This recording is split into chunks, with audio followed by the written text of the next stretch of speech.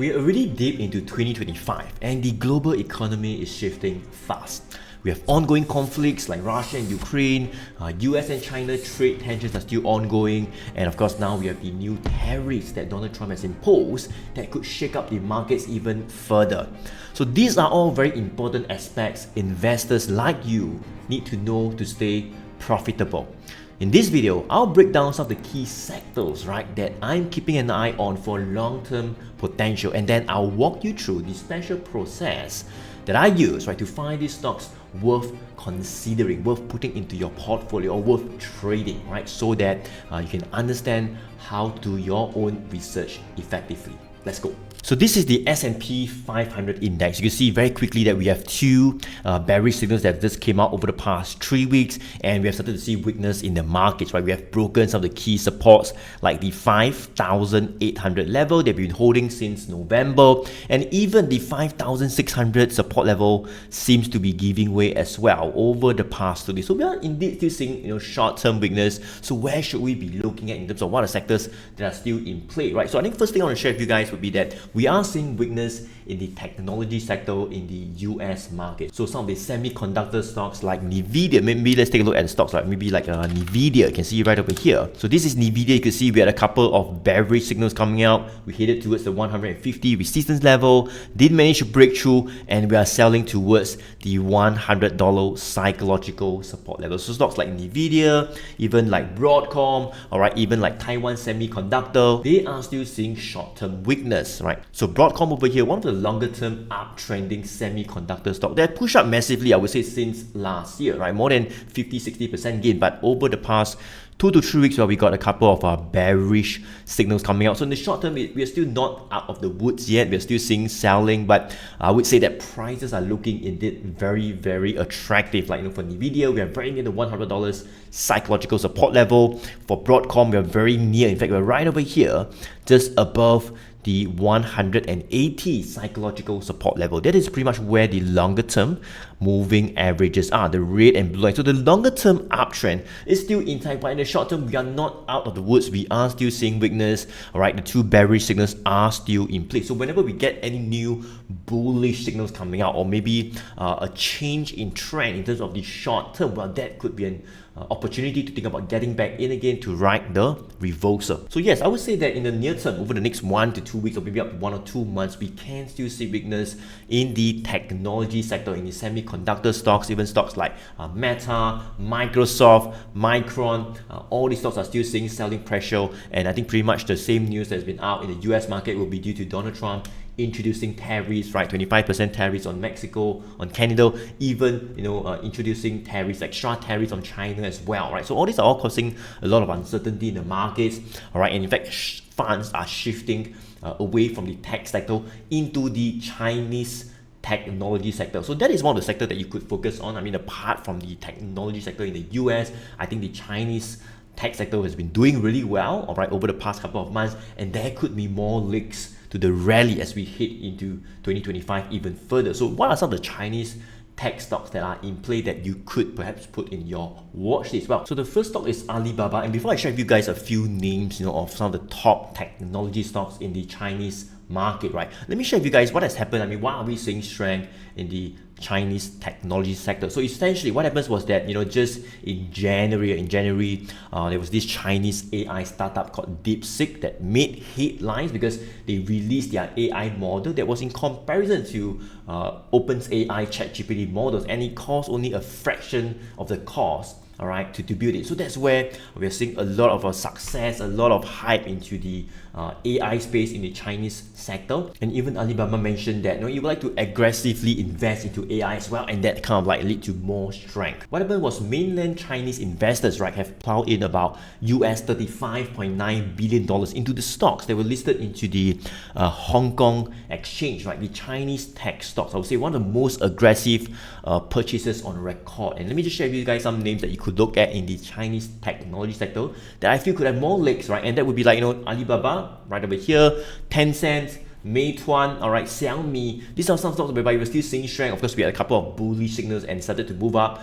Some of them we do not have any bearish signals, so they still look pretty good. So apart from Dixit, one of the reasons why we are seeing strength in these Chinese tech stocks, right, would be the Chinese government actually showing their support for the Chinese tech firms. So just last week there was a National People's Congress whereby Chinese Premier Li Qiang, right, mentioned that there will be a mechanism to increase funding for industries of the future, and they want to foster industries such as those to do with AI, technology, and that's where we started to see a boost in the Chinese tech stocks as well, right? So essentially, the Chinese government is now focusing a lot on these technology stocks, right, compared to like 2020, 2021, whereby there was like a crackdown in many of those tech sectors. Now they're changing their tune, all right? They want to support this sector, they want to support the entrepreneurs, they kind of want to work with these private entrepreneurs, all right, to boost the slowing economic growth in China as well, all right, and hopefully, right, by working with these technology firms, they will be able to come out on top, right, in terms of China's rivalry with the US. So you can see Alibaba right over here, right, we had a couple of bullish signals since January. We are pushing up. The longer term trend has turned up. The short term trend based on this green 20 days moving average line still looks pretty good. So I think anything like from 130 and above, we still look like a pretty good uptrend, right? Even like Tencent right over here, right, listed on the Hong Kong Stock Exchange, right, 0700.HK. You can see that longer term trend has been up, right. In the US, we've seen selling and weakness over the past 2-3 weeks, but you can see that for Alibaba and Tencent, there's pretty much just very little bit of selling. We have been pushing higher over the past 1 to 2 months, right. Look at this, right, couple of bullish signals starts going up, bearish signal came back down, and I would say since February, we got 3 bullish signals. We have gone up to about $500 over Hong Kong dollars right over here, right? The short-term trend still pointing up, very strong uptrend. Longer-term uptrend is intact, I would say, since last year. So Tencent, not too bad as well. So one of the defensive sectors that you could look out for in 2025 as well, amidst all the uncertainty,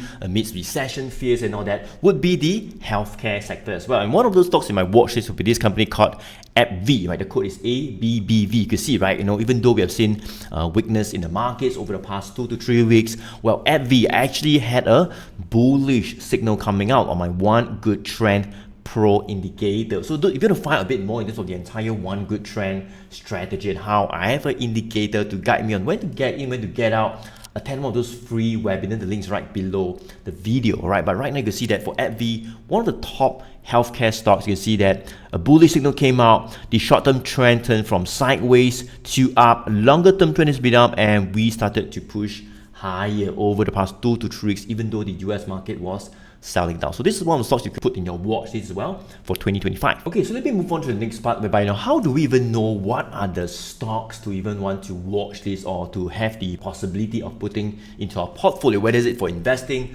or for trading. So what I do is that I have a secret screener criteria whereby I'm able to pull out the top 1% of stocks, and then after that be guided on when to get in and get out. So you want to find a bit more of this screening criteria. How do we screen out the top 1% of stocks? Attend one of those free webinars. But let me just share with you guys very quickly. You can see right over here based on this screener criteria. So I've hidden the criteria, it's only for my paid graduates, but you can see right over here we have like Alibaba, right? We talk about Alibaba. This was one of the stocks we talk about. So you can see right click, you can just open the chart. Alibaba pops out, which is what we covered just now, and yeah, pretty much we got some bullish signals started to push up. There's no bearish signal. It still looks pretty good, right? And you can see McKesson Corporation. Let me just go ahead to turn it on. You can see this was filtered out. All right, open the chart and look at this right over here. So McKesson, the code is MCK. We also had a couple of bullish signals since November, push up. Bearish signals came back down, and 2 bullish signals. And you see we are actually making our way back up. So I mentioned about abbvie just now, whereby it is a healthcare stock that you want to put in your watch list, a bit more defensive, the healthcare sector.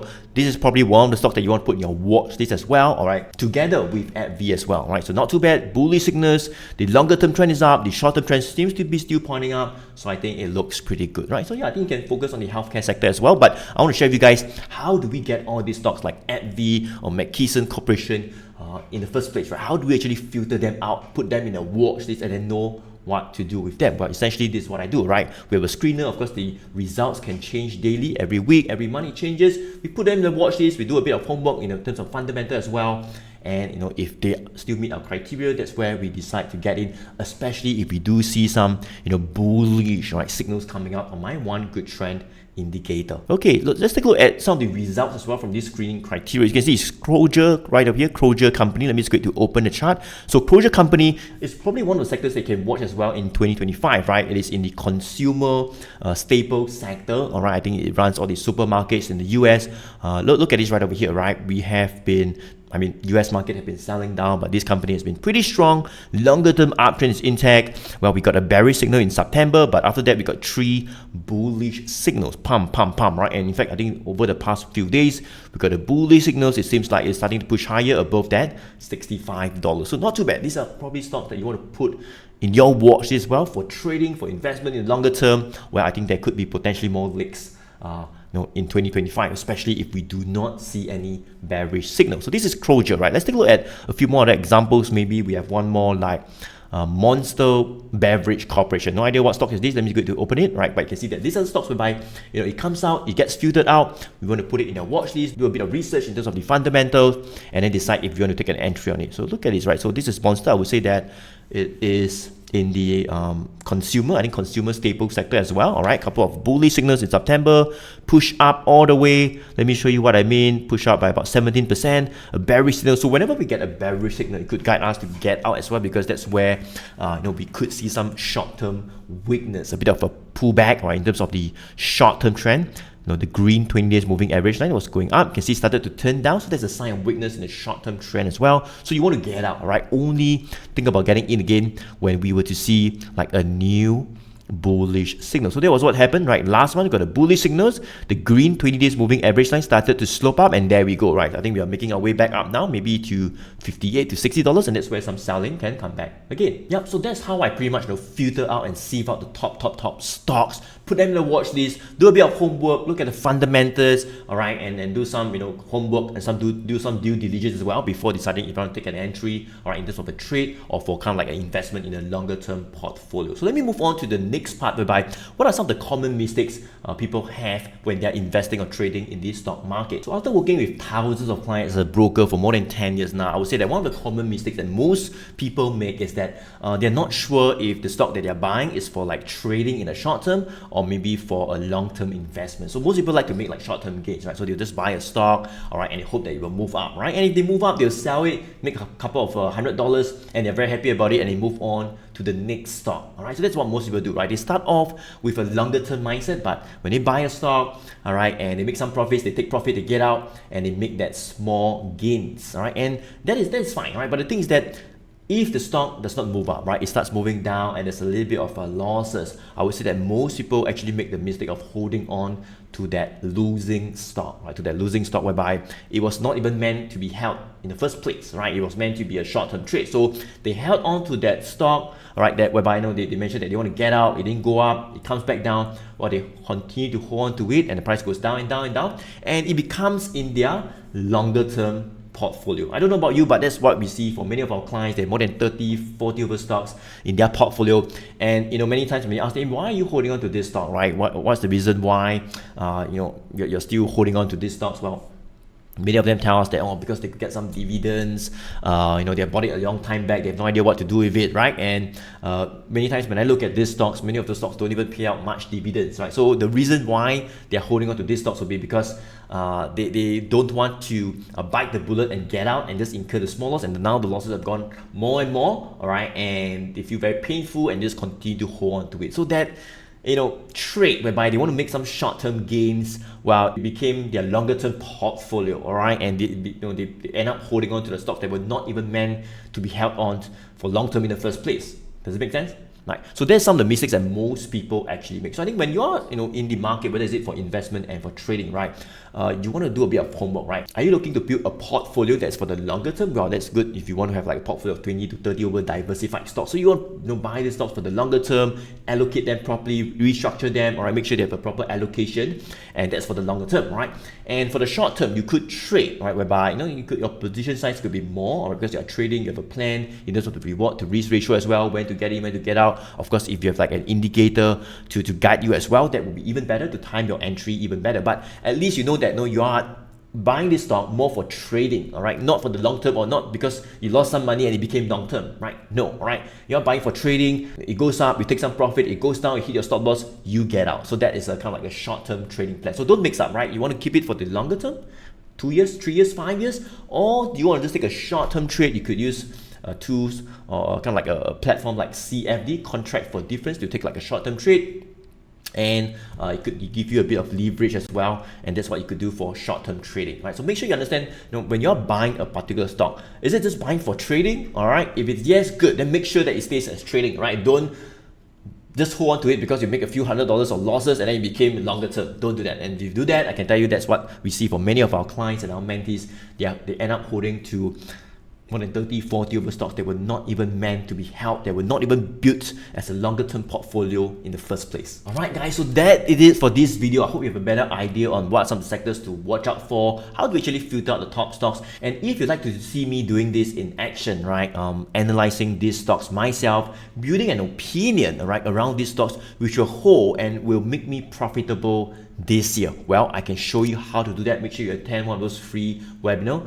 One good trend is my strategy I've been using for more than 10 years now, and based on this strategy, I have this indicator right over here whereby in a matter of seconds you can turn it on and off, get an opinion in any stocks, any asset classes in seconds, whether to buy or sell the stock or to do nothing. That's how it guides you, that's how it guides me as well. Alright, take out the emotions out of trading, and it just makes trading so much more systematic. So the link's right below the video, click on it, and that's where I look forward to see you in this free webinar to share with you guys a bit more on my one good trend strategy. How do we filter out the top 1% of stocks before knowing exactly when to buy and sell them? Joby here, thank you so much for watching. I look forward to see you in the next video. Take care.